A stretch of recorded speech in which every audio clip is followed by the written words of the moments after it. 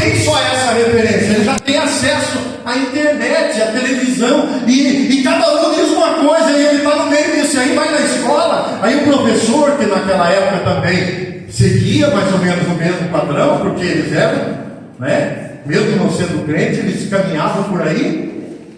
Agora eles são doutrinados diferente. Então é um grande desafio. Então eu anotei aqui, eles estão tentando pegar os valores e distorcer, inverter os valores. A gente está numa situação que você que está solto, aqui andando, fazendo tudo certo, os seus direitos não são respeitados. Mas o camarada que está dentro da penitenciária, que já matou alguém, ele tem direito. Não pode. Aí tem até os direitos humanos, tem secretaria só para defender toda essa área. Então, aquilo que a gente aprendia, que quem ia para a cadeia era para... Você já viu aquele ditado? Olha, eu estou sofrendo que nem condenado. Você já viu essa frase aí? Sofrendo que nem condenado. É porque o camarada apanhava lá, ele passava, comia comida, né, de segunda, de terceira. Agora não. Agora o condenado tem salário. Agora o condenado está lá e o salário para sustentar lá, e quem está solto não pode ter esse salário. Entendeu? Se você não tem condição de sustentar a sua mulher, ninguém vai te dar um salário para você. Mas ele tem, porque está preso. O que nós estamos dizendo? Nós estamos aqui, irmãos. Tem os seus benefícios, nós estamos aqui, mas nós estamos dando a inversão de valores. Irmãos, estão entendendo? Amém. Nós estamos vivendo uma situação. E aí eu trouxe aqui uma coisa muito importante também. Outro desafio que nós vivemos é esses ativismos que temos hoje. Eu estava um dia conversando com um advogado, um pastor, e ele disse para mim: você sabia que hoje a mulher está sendo muito valorizada? Não é que a mulher não tem que ser valorizada, eu acho que tem, mas ele disse assim, que se uma mulher, você é pastor da igreja, pastor Marcos, se uma mulher chegar e falar assim, o Marcos me assediou, e for lá na delegacia e fazer um BO, você é que tem que ir lá e provar que não assediou. Ela não tem que provar nada. Ela diz, foi assim. Se arrumar mais uma, duas pessoas ainda que ali com ela, melhorou ainda. E você vai ter que provar, e provar de jeito. Olha a situação. Ele disse, você vai preso e depois vai ter que responder e provar isso. Olha a situação que nós estamos dizendo. Por quê? Porque hoje existe um movimento, porque ser feminino, eu acho que a mulher, Deus fez a mulher para ser feminina. Só que a forma que Deus diz da mulher é muito interessante. Porque Deus colocou a mulher para ser a auxiliadora, aquela que está como que ao lado, junto, diante, ali, trabalhando com o marido, no mesmo propósito, na mesma missão. Deus dá uma missão para a mulher, o homem vai comer do suor do seu rosto, vai ter filho, né? Vai ter, aí tem gente que diz, meu Deus, a mulher só sobrou ter filho. Mas não é ter filho, irmão. Uma mulher que cria uma criança dentro da casa, cuidando, dando educação, porque a educação vem de berço, vem de casa, trazendo e ensinando os princípios, porque durante o dia a mãe pode estar ali ensinando a palavra de Deus e fazendo. Quando você vê um filho formado, a mãe fica orgulhosa de dizer, olha, a minha missão foi cumprida. E eu acho que uma mulher lutadora que cuida de uma casa, de tudo, deve ser honrada. A Bíblia fala da mulher, né, virtuosa. Então, só que o valor que eles estão buscando é o valor do quê? Você, mulher, não precisa submeter ao homem, porque você não precisa de homem para ser mulher. Você é capaz de viver sozinha. Não submeta a homem nenhum, porque Deus disse que a mulher era para estar como ajudadora, como auxiliadora. Mas esse papel de auxiliadora é muito ruim. Aí vem Paulo e diz: vocês, mulheres, estejam tudo submissos ao seu marido, porque o marido é a cabeça. Meu Deus, você falar cabeça para a mulher fica doida, meu. Não, mas não é possível, ele é minha cabeça, eu não posso, eu tenho que ser um pescoço, eu tenho que girar ele para onde ele quiser, eu tenho que mandar nele. Mas não é mandar. Eu acho que Deus não manda na gente. Não é que Deus é assim, eu sou o chefão, faça isso. Deus diz assim: eu tenho uma vontade para vocês, que é boa, é perfeita, agradável, mas eu coloco algumas coisas que vão contribuir para vocês viver o que eu tenho de bom para vocês. Aleluia! Eu pergunto para vocês aqui nessa noite: ser crente não é maravilhoso? Ter o nome escrito no livro da vida não é maravilhoso? Saber que naquele momento a gente vai para o céu não é coisa de extraordinária. Quando vem a luta, a gente diz: olha, a gente está sofrendo, mas daqui a pouco nós estamos no céu e acaba tudo isso. Esperança maravilhosa. Mas que Deus diz: só que tem algum caminho para você seguir. Só que aí vem: não, você é livre. Aí esses ativismos é isso. Você pode, você é poderosa, a mulher é empoderada. E aí esse empoderamento está vindo até para dentro da igreja. Hoje tem palestras sobre empoderamento das mulheres dentro da igreja. Eu não dou conta, se for a luz da Bíblia, realmente a luz da Bíblia, legal. Porque a mulher também não pode pensar que ela é qualquer um. Porque antes a mulher, muitas delas não tinham condições de chegar e falar algo para o homem, porque a mulher tinha que ficar calada. Mas isso não é bíblico também. Você lembra um dia que Sara foi falar uma coisa e Deus disse para Abraão: Abraão, ouve Sara, ela está com a razão.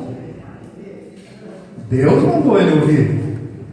A gente foi feito para ter diálogo, para conversar, né? Então isso é natural. Quantos conselhos a minha esposa me dá? Olha, porque ela está vendo. E olha, eu vou dizer uma coisa para vocês. Aqui, homens que estão aqui, se nós temos 5 sentidos, eu acho que a mulher tem um sentido a mais mesmo. Porque, olha, já teve coisa que a minha esposa chegou para mim e falou: olha, aquela pessoa, aquele irmão lá, você está fazendo muito, não é confiável. Ah, que é isso? Vai falar besteira. Aí passa lá na frente, dá errado mesmo. Aí ela fala: eu não falei para você. E muita coisa. Alguém aqui já viveu isso que eu vivi? Não? A sua mulher já falou uma coisa e falou: rapaz, ela tinha razão. Por quê? Porque enquanto nós às vezes estamos nesse papel, principalmente nós obreiros, a mulher está ali, ó. Ela está ali, ó. Ela está observando. Ela está vendo. Ela está transitando aí no meio. Então, mulher, você é uma bênção na vida do seu marido, viu? Você é uma bênção na casa de Deus. Irmão, o que é a igreja sem mulher? Gente do céu, olha aí. Quanta mulher, e quanto que marca aqui, trabalho só de homens. Quantos vem? Marca o trabalho, é só para mulher. E não, a mulher faz questão de estar só para mulher. É nós, vamos lá. É o poder, né? Mas esse empoderamento não leva você a ser a cabeça, aquela que vai mandar, aquela que diz: não, aqui é eu que mando aqui em casa. Aqui você tem que. E alguns falam: não, mas se eu deixar para o meu marido não vai, irmão, né? Ele não vai. Sabe por que ele não vai? Porque você não dá oportunidade para ele. Não, eu deixei uma conta para ele pagar, ele não passou dele, ele pagou. É porque você deixou uma vez só, você já tomou dele. Deixa todo mês para você ver, ele vai pagar. Não, o meu marido, olha, ele não faz um arroz, ele não faz porque você nunca deixa. Quando deixa, aí você chega em casa e você já ficou duro, viu? Mas assim, mesmo que está meio durinho, fala: nossa, está uma delícia, isso aqui está maravilhoso. Continue fazendo. Foi assim que eu aprendi a cozinhar. Amém? Então você tem que poder. A mulher, olha, irmão, a mulher conseguiu até fazer o homem pecar. Como foi? Ela não fez o homem pecar, ela mostrou. O homem pecou porque ele quis, porque Deus tinha falado com ele, ele obedeceu a Deus. Mas vamos correr um pouquinho aqui. Eu não estou citando muitos textos, estou só citando aqui, estou falando para vocês anotarem os versículos, mas eu quero ver se eu consigo aqui. Então, primeira coisa, inversão de valores. A segunda, ativismo. Novas ideologias. É tanta ideia, é tanta coisa nova que nós estamos vivendo, que quando a gente pensa que está aprendendo um negócio, já ficou ultrapassado. Mas isso não é a evolução da ciência que eu estou dizendo. Só que são ideologias que têm uma base voltada para tirar aquilo que é a base espiritual da igreja. Eu fiquei olhando, e dentro disso já vou juntar aqui, que é a tecnologia. Gente, a tecnologia é maravilhosa. Eu estou vendo a câmera aqui, estou sendo. Está transmitindo aqui? Se a minha mulher estiver vendo, não tem problema, pode ver, porque eu estou falando bem dela. A tecnologia é maravilhosa, mas olha para você ver. Cadê as crianças aqui da igreja? Só as crianças que têm um celular aí, levante a mão, só para me ver. Quem das crianças que têm um celular aí? Por isso, não tem aqui? Ninguém tem? Quem pega o celular do pai para ficar mexendo, levante a mão aí. Da mãe. Eles estão querendo fazer de conta que são tudo certinho, né? Eu vi os pais dele ali, só no dedinho. É uns pequenininhos. Ele já está assim, ó. E tem uma prática danada. O Theo lá da igreja, ele tem aqui 1 ano e pouquinho. Ele assistiu um vídeo. E ele gosta de vídeo de bateria. Aí ele batia na tela e falou: o que ele está com? Não, ele estava adiantando o vídeo. Ele batia aqui na tela, se você bate, vai 10 segundos para frente e tal, para adiantar o vídeo. Gente, o menino tem 1 ano e pouquinho. E já está ali. Mas vai ser maravilhoso, eles vão crescer conectados. Só que o que tem dentro desse celular que nós às vezes não conseguimos controlar? Eles vão ficar maiorzinho e eles estão com celular, e celular sem internet para eles não tem valor. Tem que ter internet. E internet, eles aprenderam que você não precisa nem digitar, não precisa saber escrever. É só apertar lá no Google e falar: eu quero ver imagem de baleia. A baleia aparece. Eu quero ver o vídeo do pica-pau. Ninguém vive pica-pau mais, né? Aparece. Só que se ele falar outra coisa, aparece também. E aí, eu estou falando de desafio. Como lidar com isso, pastor Marcos? Mas vamos proibir os nossos filhos de ter acesso? Ou nós podemos controlar? E será que nós conseguimos ter esse controle? Então, olha o desafio que nós estamos vivendo. Agora, quem fez a tecnologia? Foi Deus ou foi o diabo? Eu acredito que Deus está dando sabedoria ao homem, mas o diabo tem a sua participação para dizer: é aqui que eu vou entrar para transtornar. E não é só para criança. Nós, quando tinha um tempinho, a gente dizia: o que eu vou fazer? Não tenho nada para fazer, comer já comi, não sou comer demais, vou engordar, então vou ler um livro ou vou ler a Bíblia. E agora nós fazemos o quê? Eu vou dar uma olhadinha no Instagram, ver se alguém postou alguma coisa nova, porque o Instagram vai mandar toda hora para mim informação nova, e eu fico, e a gente não consegue passar 15 minutos orando ou lendo a Bíblia, mas a gente passa 1 hora, 2 horas no celular. A gente deita, nós falamos assim: eu não tenho, vou orar para dormir. Quantos minutos eu fico de joelho? Só que antes, depois que eu deito na cama, eu falo: deixa eu só dar uma olhadinha aqui. E aí, a gente passa mais um tempo. Eu pergunto: Isso não é um desafio para nós vencermos? Então, pastor, a partir de hoje eu não vou ter mais Instagram, não vou ter celular, não vou ter mais nada. É essa a solução? Nós precisamos aprender que nós precisamos ter Deus como prioridade na nossa vida, mas as demais coisas nós precisamos administrar. Então é um desafio. Nós estamos falando de desafio, não é isso? Desafio. Se não tiver isso, a nossa família vai ser destruída. Aí eu vou trazer um problemão aqui. E eu achei um versículo que eu achei muito interessante para a gente apresentar aqui, que é Isaías. Não é esse versículo que eu tinha anotado aqui.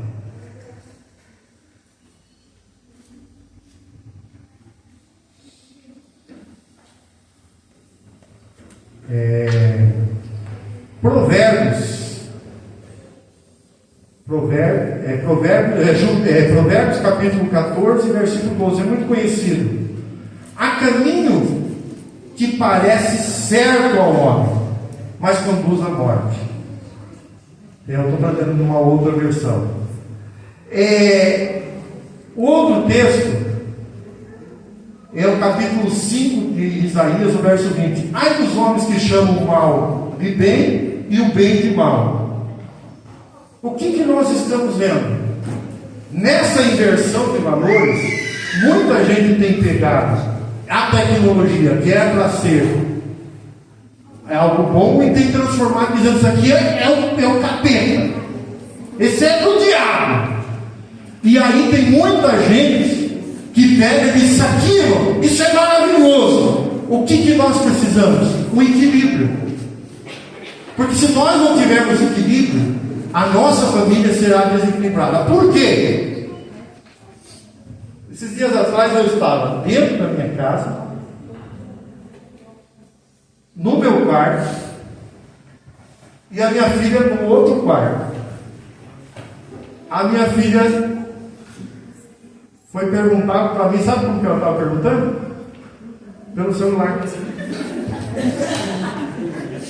Eu falei para ela, mas vem aqui, não, fala por aqui mesmo. Gente, nós estamos vivendo dentro da casa isolados. E isso Deus nunca quis para nós. Salmo de número 128. Vamos ler o Salmo 128? Quem pode ler para nós?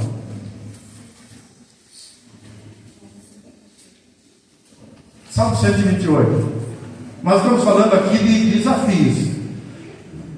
Olha o que diz o Salmo 128. Quem lê para nós primeiro? Pode ler o texto, mas vamos, a hora que não pedir para parar, vocês param. Feliz é aquele que teme a Deus o Senhor e vive de acordo com a sua vontade. Olha, espera aí só um pouquinho. A versão dela, a nossa diz bem-aventurado, a versão dela diz feliz. Quem quer ser feliz aqui, diga amém. Amém. Feliz é aquele que teme ao Senhor e vive de acordo com a sua vontade. De acordo com a sua vontade. Nós estamos falando do quê? Que Deus tem uma vontade, que Deus tem um padrão. Amém? Amém. Então é feliz quem opta de acordo com o padrão de Deus. Tá, pode falar. Se você for assim, ganhará o suficiente para viver. Será feliz e tudo dará certo para você. Em casa, a sua mulher será como uma parede. Olha só um pouquinho, volta um pouquinho esse segundo versículo. E vive de acordo com a sua vontade. Se você for assim, ganhará o suficiente para viver e será feliz. Espera aí, suficiente para viver. E tudo dará certo para você. Só um pouquinho. Qual é o grande problema que nós hoje não temos tempo para a família? A tecnologia, mas é o trabalho. O trabalho é para você ter o suficiente para viver. Mas as pessoas não querem só viver. Ele quer poupar, fazer, porque eu tenho que preparar porque o futuro, irmão. E nisso tem gente que está, quando ele fala, agora eu vou viver, já chegou a doença, e a metade do salário dele já está indo na farmácia para ele pagar, porque ele não cuidou da saúde. E alguns já perdeu a família. E aí, quando perdeu a família, aqui ó, psicologicamente, ele já está arrasado. Porque quando você vê um filho que você não teve tempo para sentar com ele, para abraçar ele, e agora ele está perdido nas drogas, nos vícios, aí você diz: eu queria ter o meu filho do meu lado. E aí ó, ele começa a ver a culpa e tudo mais. Sabe o que Deus está dizendo hoje? Abraça o teu filho hoje. Porque enquanto você não abraça, o mundo está abraçando. Abraça a tua esposa hoje. Dê um abraço na sua esposa hoje. Nós fizemos um trabalho só para homens, e a gente colocou um desafio do marido orar pela esposa. E teve uns que falou: eu nunca orei pela minha esposa. Aí a irmã falou para mim: pastor, o que aconteceu lá? Eu estava dormindo, de repente eu acordei com a mão na minha cabeça, meu marido orando por mim. Aí ela falou: eu até fiz de conta que não estava vendo, deixa ele orar. Mas ela ficou feliz. E eu pergunto: será que Deus não ouve a oração de um marido que está impondo a mão na cabeça da sua esposa de madrugada? Ou de um filho que está dormindo? Pode continuar aí. Em casa, a sua mulher será como uma parreira que dá uma uva, e em volta da mesa, os seus filhos serão como oliveiras. A mulher é como uma parreira que dá um monte de uva, mas os filhos é como as oliveiras em volta da mesa. Irmãos, olha que o negócio está difícil. Eu estava conversando com ele, ele falou: sabe como que ela é em casa? A minha filha é difícil, mas porque olha, o irmão é da igreja, só que a filha hoje está desviada. Ele diz: a filha não come com nós, a filha come lá no quarto. Eu falei: o quê? Não, ela pega o prato e vai para o quarto. Aí ele disse assim: eu tenho dificuldade de sair, de ficar, de dormir fora, porque a minha filha não sabe fazer nada de comida em casa. Eu fiquei assim: meu Deus. E eu estava preparando para vir aqui. Será que nós não está faltando a mesa na nossa casa? Irmãos, as irmãs colocaram um trabalho chamado A Mesa que Cura. Nasceu de um livro, depois um sonho de uma irmã. E que Deus está fazendo com as irmãs quando eles se reúnem lá? Porque eles conversam, eles oram, eles louvam e depois comem junto. Mas aí a orientação é: e agora o desafio para nós homens que fizemos esse trabalho é o próximo, que eu não realizei ainda, nem orei pela minha mulher, porque a minha mulher está a orar na cabeça dela, mas faça uma comida e chame a sua mulher e os seus filhos e sente e jante com ela. Opa! E aí tem gente que vai no desespero lá, porque ele só sabe fazer um miojo só. Aí eu não importa, irmão, pode ser um miojo, se é o que você sabe fazer, faça. Olha, irmão, aqui é um miojo, mas nós vamos comer junto. E eu pergunto: será que a esposa não vai ficar alegre e dizer: meu Deus, meu marido fazendo uma comida pra gente, os filhos dizendo: o que aconteceu com o papai? Irmãos, dá pra gente quebrar um pouquinho da rotina, sim ou não? E não é gostoso? Sabe, a gente está acostumado com o mato aqui em Biúna, sim ou não? O Alex veio admirando a estrada. Eu falei: nossa, a estrada deve ser maravilhosa, de dia cheio de árvore para todo lado. A gente não acha maravilhosa, porque é muita curva, mas estava admirando. Aí ele estava falando: vocês estão acostumados com árvore, mas e ver árvore lá em Campos do Jordão não é melhor do que aqui em Biúna? É maravilhoso, porque você saiu da rotina, é outra árvore, é outro lugar. E às vezes, irmão, não custa caro para a gente mudar as coisas. Só que o que eu estou trazendo? Nós estamos nos acostumando, e esse problema está levando ao individualismo. Marca aí: individualismo é outro desafio. Você sabe qual é o problema? É que as crianças estão aprendendo que ele precisa resolver os problemas dele. E esse individualismo, ele está se tornando um problema. Por quê? Porque a criança não tem o pai mais como o herói como eu tinha do meu pai. Ele tem um herói qualquer outro, menos o pai. E por quê? Porque o pai também não tem tempo para ele. Quando é que você, pai, contou uma historinha para o seu filho? Quando é que você... Não, a mãe dele já conta. Toda noite ela vai lá e conta a história. Mas quando é que você, pai, foi lá e contou a história para o seu filho? E aí nós estamos crescendo, porque aí a tecnologia está sendo o orientador deles. Ele tem dúvida, eu fazia o quê? Pai, como que é isso daqui, pai? Sabe o que ele faz hoje? O Google tornou pai. Como que nascem as crianças? Antigamente ele dizia, pai, como que faz o bebê? Aí você estava num aperto para dizer como que era, como fazia. Agora não, agora ele vai lá no Google, já disse para ele como que faz o bebê. Eles estão aprendendo a ser individualista. E aí vem para o casamento, eles aprendem a ser individualista. E aí nós casamos como? Minha conta, sua conta.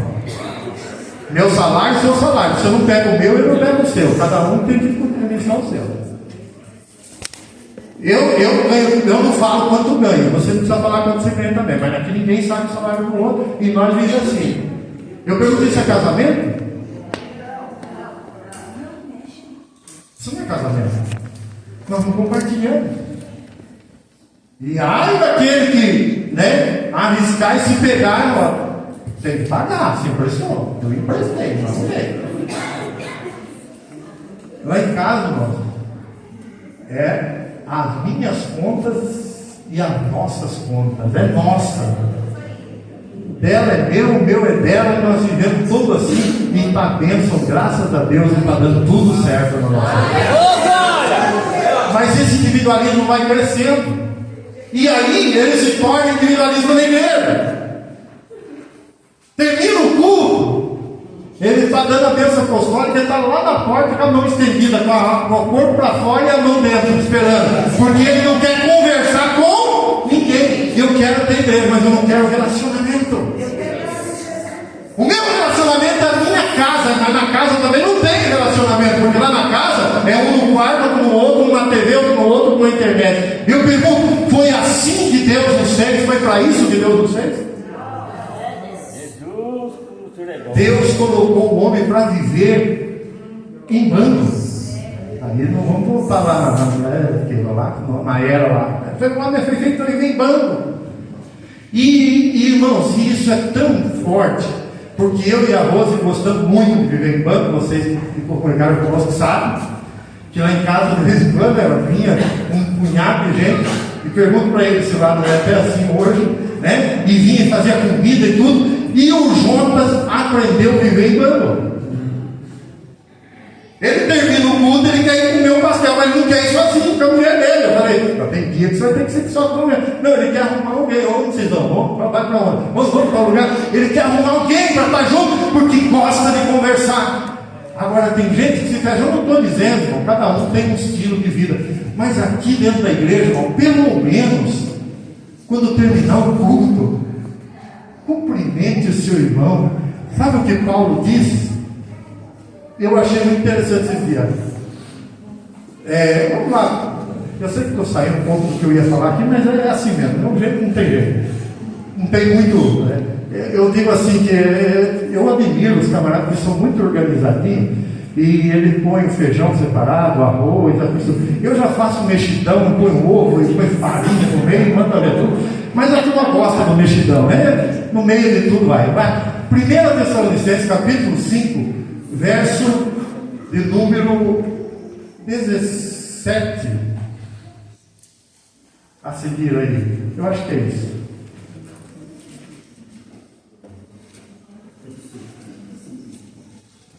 Quem achar aí, vai, me ajuda aí.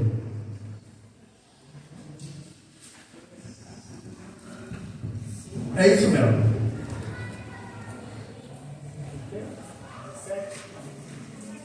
Nós vamos ler daí para frente. Eu vou ler aqui, ó. Orai sem cessar. Maravilha. Nós oramos, amém, irmãos? Amém. Precisamos orar mais, às vezes, né? Em tudo dai graça. Opa, meio difícil, né? O carro quebrou hoje. Pensa no negócio hoje. Eu falei com o Alex, falei com o Marco. Fui para Indaiatuba 7 da manhã, cheguei 4 e pouco em casa, com o carro assim do guincho e tudo mais. E é uma coisa, né? Não vou entrar em detalhe, tanta coisa que aconteceu. Mas em tudo dá graça. Eu ia comparar, não vou mais. Dá graça. Amém. Olha lá. Porque essa é a vontade de Deus. Quer fazer a vontade de Deus? Amém? Amém. Aí não extingais o Espírito Santo. O Espírito. Tá bom. Não despreze a profecia. Examinai tudo. Retende o bem. Abastente de toda a aparência do mal. Mas o que eu quero chegar dentro de todas as recomendações. Verso 26. O que diz? Saudai a quantos irmãos? Com o quê? Com a parecia. Com o nosso como santo. Sempre Paulo, agora é claro que nós não fazemos isso, né? Não é a nossa cultura. Mas Paulo diz, na hora de terminar o culto, irmão, cumprimente o seu irmão e beije todos eles, todos irmãos. Irmão, se nós começarmos a viver individualista, hoje eu tive a experiência e eu disse, né, para minha filha, porque eu vou resumir rapidinho. A minha filha é adotiva, os irmãos aqui sabem, e a cultura que eles vieram era totalmente diferente da nossa, isolados e tal. E hoje morreu uma tia de 2º grau dela, lá em Indaiatuba. E ligaram para ela, ó, você conhece a fulana de tal, porque tinha um número aqui e tal, e vocês têm que vir aqui para reconhecer o corpo e tal. Na verdade não era reconhecer, porque tinha documento, mas tipo, você dizer, não, é ela mesmo e tal, e aí tinha que ir na prefeitura pedir para isenção, e nós, a prefeitura ficou 1h30 para dizer não. Vocês não têm isenção, porque ela não prova que ela morava aqui. Mas como? Porque ela não tinha contato com o seu ninguém. Nós não sabíamos onde ela morava, ninguém sabia onde ela morava. Ela vinha uma vez, de vez em quando, passava em Sorocaba, ela chegava na porta de casa, ela não entrava dentro da casa. Eu vim trazer um docinho para ali, e estou indo embora, era meio... E andava aí pelo mundo, e ela foi e ficou 2 meses internada no hospital em Indaiatuba, morreu lá. O direito é de quem? Enterrar. É lá, ela mora, disse que morava lá, ninguém sabe também se ela morava lá ou morava. Não, mas não tem como provar que ela morava aqui. Mas ela morreu aí, né? Tem que enterrar a mulher. Não, então você se vira. Não, papai, nós não temos, não somos nada, nem somos, porque no papel nem a minha Aline é sobrinha dela. E tal. Eu falei, essa quer saber uma coisa? Nós estamos indo embora, faça o que vocês quiserem com ela aí. Nós estamos indo, a gente já viu ela, estamos indo embora. Aí vai, mas aí eu falei para eles, Aline, você está vendo? As pessoas dizem assim, eu quero viver minha vida, eu não quero ficar dando trabalho para os outros, eu não quero ficar me relacionando, eu quero viver minha vidinha sozinha. Vive sozinho, na hora da morte, precisa de alguém para enterrar você. Sabe o que está acontecendo? A mulher está lá. Aí, na hora que eu estava indo embora, aí alguém foi lá e entrou e falou assim, gente, e lá um chefe grande da prefeitura ligaram, agora nós temos que voltar lá de novo para fazer, e lá no cartão. Resumindo, você precisa ter pessoas. Aleluia. Até porque caixão não dá para carregar sozinho. Precisa até do caixão, precisa ter pegado pelo menos mais de um para levar, para pôr em cima. Vai ter aqueles carrinhos, vai ter que pegar e pôr lá em cima. E alguém vai ter que pôr você dentro do caixão. Então o que eu estava aqui, eu acho que a minha hora terminou, é que nós não podemos criar filhos individualistas. É o que vive no isoladinho. Criança que eu não nem levo, eu não gosto nem que meu filho vá lá para aquela salinha das crianças, com uma bolha e põe a criança dentro, é um Deus. Irmão, as crianças estão virando um Deus. Ele acha que ele manda em tudo, porque ele tem essa fase, né? A fase que ele quer, mas aí você que tem que disciplinar. A Bíblia diz o quê? Ensina o menino no caminho que deve andar. Agora, teve exagero lá atrás? Teve. Eu estava vendo esses dias no debate lá na rádio lá do Bravo lá, e o cara ligou lá e falou assim, o meu pai era o seguinte, O meu irmão aprontava, ele batia no meu irmão, dizia: não, você vai apanhar junto também, porque é para você aprender também. Quando for a sua vez, você não vai fazer, mas não cuidado, não tem problema, mas vai apanhar todo mundo. Ele dizia todo dia, se não tivesse motivo para dar uma surra, ele dizia: vocês vão apanhar só para vocês saberem que se vocês errarem, vocês vão apanhar. É pelo menos o que ele falou. Eu falei: não, mas também não, né, irmão? Não é por aí. Mas hoje nós estamos vivendo, e qual é a lei? Aí, eu estou estudando lá, aí Chico vai falar lá sobre Piaget, aí vai lá, aí começa lá. Ela falou: quando a criança está nessa fase, aí você faz assim, assim, não resolve, assim não resolve, assim não resolve. O que faz? Aí todo mundo aqui na boca desce o cacete. Todo mundo, dá uma citada. Aí, mas não pode falar isso, vai falar isso.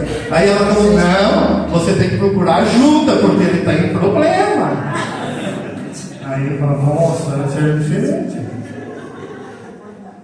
Vocês não estão entendendo? Mas a Bíblia não fala da vara? E aí eu pergunto: está melhorando ou está piorando? Está piorando. Hoje nós temos filhos que sabem tudo. Ele sabe tudo. Ele manda no pai. E os pais obedecem. E aí, eu falei assim: olha, comentando com meus colegas, falei: meu filho foi anormal. Não é possível. Porque ela falou que tem uma fase que vai até os 3 anos, que a criança não pode quebrar a rotina. Então, a criança é acostumada a dormir 8 da noite. Mas você vai ter uma escola bíblica dessa, você não vem, porque a criança tem que dormir 8 da noite.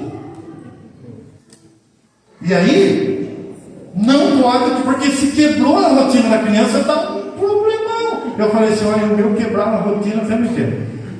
Porque eu levava para a igreja, ele dormia lá no chão, não acordava, ele saía, aí ia para casa, continuava. Eu falei: mas ela falou: mas ele não tinha problema? A minha colega lá que tinha problema, que ia chegar em casa, ele dormia de novo. E ele, outro dia, se acordasse de manhã, e se chegasse depois do almoço, olha, vamos dormir, ele dormia de novo também. Sabe o que é? Eu não estou dizendo aqui, irmãos, que existem estudos, existe um monte de coisa, mas a gente precisa tomar cuidado, porque nós estamos vivendo esses desafios. Agora, como que a gente resolve todos esses desafios? Como que a gente vai viver? A palavra de Deus, irmãos, ela tem resposta. Como purificar o jovem o seu caminho? Observando a palavra. Como que você pode ser alegre? Lendo a palavra. Como que você pode... Quando a gente coloca Deus como prioridade, as coisas acontecem. Olha, mas eu tinha muito para falar aqui. Eu ia falar aqui sobre os papéis invertidos, né? Parece que tem hora que a gente... Eu me preocupo, eu vou trazer isso aqui, com a educação dos filhos. A gente ou deixa só para a mãe ou deixa só para o pai. E isso é um problema muito sério, porque tem gente que não se quer se comprometer, né? Chega um menino e pergunta tal coisa, ele diz assim: não, vai falar com seu pai. Pai, eu posso ir na casa do fulano? Vai falar com sua mãe. Aí chega na mãe: mãe, posso ir? Vai falar com seu pai. Mas já falei com o pai, mas já que ninguém manda aqui, então manda eu mesmo, eu vou, né? Gente, a gente precisa assumir o nosso papel. A gente é pai. E pai é para... Olha como Deus se posiciona. Deus se posiciona como pai. E a Bíblia diz que Deus, Ele corrige. Nós estamos vivendo uma sociedade sem correção. Sem correção. E a igreja vai ter um caminho, pastor Davi. Porque hoje, se a gente ficar aqui nesse púlpito e trazer uma correção... Eu estava numa igreja, não vou nem dizer onde é, né? E eu cheguei com o pastor que estava ao meu lado e falei: rapaz do céu, aquilo ali é uma irmã que está entrando ali. Uma saia que vinha aqui. Ele falou: não, é a irmã. E era mesmo que a irmã estava com um instrumento na mão e foi tocar. E a hora que ela sentou, o negócio ficou mais... Porque imagina, se a saia era curta, onde veio? E ele falou: e pior, ela já é casada. Mas se a gente falar de saia curta na igreja,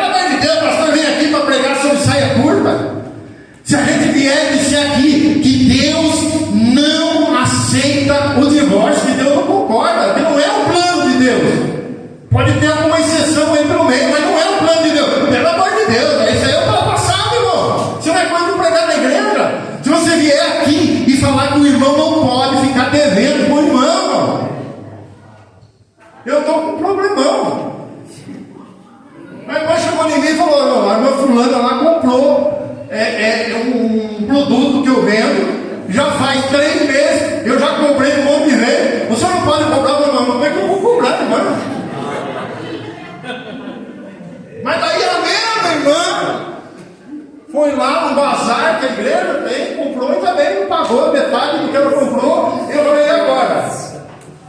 Aí sabe o que eu tenho que fazer? Eu tenho que ir no púlpito e ensinar o que a Bíblia diz sobre o caloteiro, sobre o mal pagador. Mas está na Bíblia. Só que nós estamos preferindo, irmão, vamos encher a igreja, e para encher a igreja, a gente passa a mão na cabeça e diz, está tudo certo, irmão. Mas nós vamos para o céu de anjinho, assim, bater na água. Irmão, o caminho ainda do céu continua estreito. Eu não estou falando de costumes, que muita coisa mudou. Olha para o cabelo das irmãs, que você vai ver que mudou muita coisa. Isso aí era costume, mas tem coisa que é doutrina, irmão. Você não tem, irmão. Eu já estou saindo do meu assunto aqui, mas a mulher veste um vestido que acho que para vestir dá um trabalho lascado, porque fica lá, porque é comprimido, é a vácuo. E aí chega, e aí diz, o templo do Espírito Santo, os irmãos estão para Jesus, como é que eu faço? E o problema, irmão, é que às vezes a gente não vê, a irmã está sentada lá e a irmã é uma pessoa que canta. Aí você chama, vamos ouvir a irmã cantar, que a irmã levanta, meu Deus do céu, a irmã vai subir aqui, todo mundo me olhando. Eu já passei por esses três e eu digo, Jesus tem misericórdia. Pastor Alexandre, mas tem homem também que veste a... Tem homem também. É uma moda, né? De calça agarrada, irmão. Misericórdia. Ainda bem que hoje não precisa subir em caminhão, né? Para ir embora. Não precisa subir em caminhão naquela época. Os carros vão tudo baixinho. Irmão, mas eu estou falando isso. Eu estou querendo doutrinar a igreja aqui. Mas isso daí são padrões. Agora eu pergunto: um marido que vê uma mulher sair desse jeito da casa, eu pergunto, esse marido é o varão? É o cabeça? Não é. Ele no mínimo é um dedinho do pé. E fica lá embaixo, porque não dá. Por quê? Porque são coisas que estão visíveis. Mas se eu falar para ela, mas esse é o nosso problema, porque nós não falamos e vem gente pequeno hoje, e está difícil, porque ela vai comprar roupa, está difícil. Eu estou dizendo assim porque as irmãs sabem. Eu sei que está a dificuldade que é. Roupa pronta é muito difícil. A minha filha, ela tem quadril largo, né?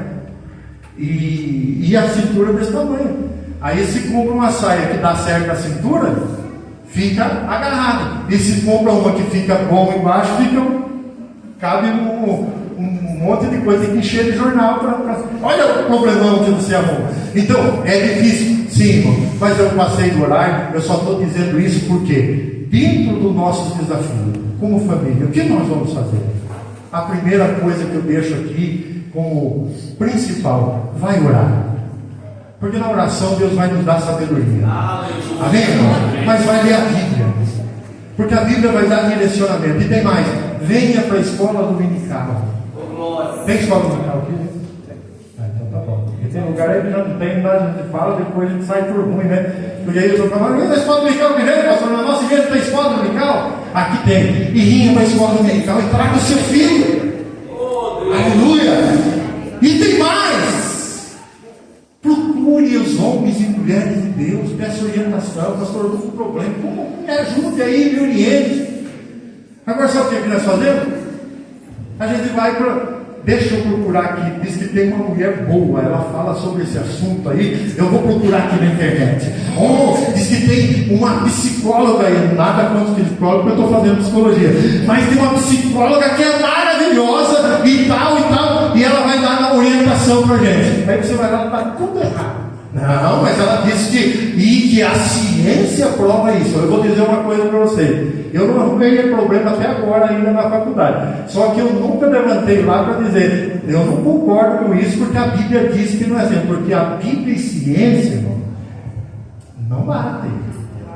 Mas pastor, a Bíblia então está errada. Irmão, ciência é do homem, a Bíblia é espiritual. Paulo diz: a mensagem da cruz é loucura para os que perecem. Sexta-feira, uma chuvinha dessa, e gente veio aqui com um negocinho de anotar, e viu o pastor Alexandre falando aí, e depois vai todo mundo para casa e diz: que maravilha que foi. Isso é uma loucura. Essas horas, um filminho, um chocolate quente, uma pipoca, um shopping. Oh, que maravilha! Mas você está dizendo, eu estou alimentando a minha alma. Então, não dá. Então, o que eu digo? Enquanto eles não me atingem agora, se eles falam lá, crente é tudo tonto, é tudo louco. Peraí.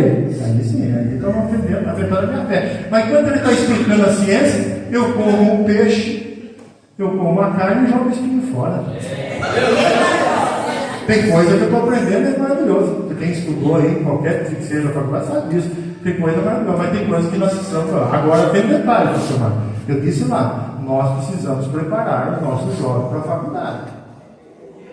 Eu já falei com meus professores quando dá para a gente dar um jeito. Nós precisamos preparar. Porque se vir para a faculdade e não tiver convicto da salvação, da fé, mesmo, não por convencimento, ele volta a desviar. Ele sai de lá e não volta crente mais não. Por quê? Porque é muita coisa que vem para tentar mudar a cabeça deles. Então eu já estou preparando para isso. Nós vamos preparar, quando chegou a adolescência, nós vamos fazer um preparo para que quando ele entrar, ele saiba o que é fé, não mistura. Eu estou indo para o céu. Só que o que Jesus fala, a Bíblia tem coisa que não dá, irmão. Como que você vai dizer que 5 pão e 2 peixes alimentou uma multidão? Isso aí não existe. Aí eu vou contar a história para vocês, que vocês já sabem, que tinha um professor ateu, agora isso é o mesmo, agora estou mesmo. Um professor ateu, e o menininho fez um desenho. Todo mundo faz um desenho, da sua imaginação. Filho de crente tem o que na cabeça? Crente que leva para o filho para a escola de casa, tem Bíblia. Ele já pensou, o que eu vou desenhar? Tem gente que desenhou, se fosse hoje a flor, alguma coisa. Ele pegou e desenhou um peixe e um hominho dentro do peixe. Ele foi para o professor. Aí o professor olhou assim e falou, mas o que é isso aqui? Ele disse, não, esse é um personagem. Mas que personagem? Isso é bíblico, esse é Jonas. Mas é um peixe? Não, o Jonas é o que está dentro do peixe. Aí é a baleia, é um peixe, um grande peixe. Ele disse, rapaz, você acredita nesse negócio? Não, acredito, a Bíblia diz, mas a Bíblia não é verdade. Baleia é comprovado cientificamente que baleia não come grandes peixes. A garganta dela é pequena, não passa, ela come só peixinhos pequenos. Como que um homem ia passar pela garganta dela? Olha como que Deus, ele é Deus, né? Alguém disse que o menino falou assim, tá bom, professor, mas um dia eu vou morrer e vou para o céu. E eu vou encontrar Jonas lá. E a hora que eu encontrar Jonas, eu vou perguntar para o Jonas se é verdade que ele teve no ventre lá do peixe. Aí o professor, né, querendo pegar o menino, falou, e se o Jonas foi para o inferno? Aí o senhor mesmo pergunta. E se o senhor não vai no céu mesmo, aí o senhor mesmo pergunta lá e tira a dúvida lá. Deus abençoe, meu irmão.